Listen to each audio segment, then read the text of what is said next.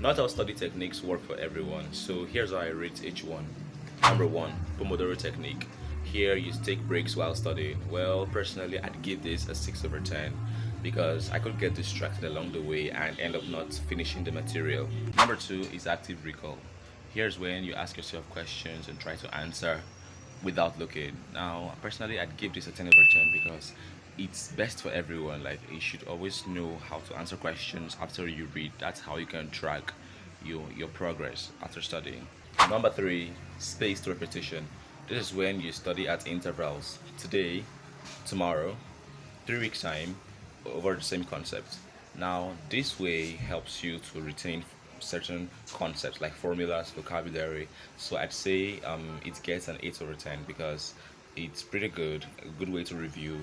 But if you try to merge topics along the way, it can be a little daunting.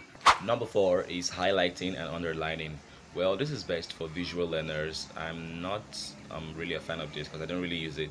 So I'd give this 2 over 10. But if I were to be more objective, I'd give it maybe around a 5 because a certain number of people use it, and if it works for you, then fine. Number five, note taking.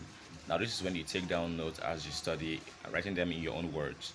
Well, this is the one I personally use, and I would always recommend it for everyone who asks me better study tips. So I'd give it a 10 over 10. However, if you are the kind of person who finds it stressful to write a lot, then I guess the rating would be lower, maybe a 7. But I'm gonna say it's really, really useful. Number six, group studying. Well, this can be effective depending on the number of people you have. Between 1 and 4, totally fine. Beyond 5, then you guys are just hanging out. So I'd give this one a 7 over 10 because depending on the number of people you have, that's gonna determine how well you study. Now, finally, we have cramming. Now, this one, I personally, I mean, all of us have gotten to cram at some point. This is best for emergency situations, but it's not the most effective, and you can all agree with me. So I give this one a 2 over 10.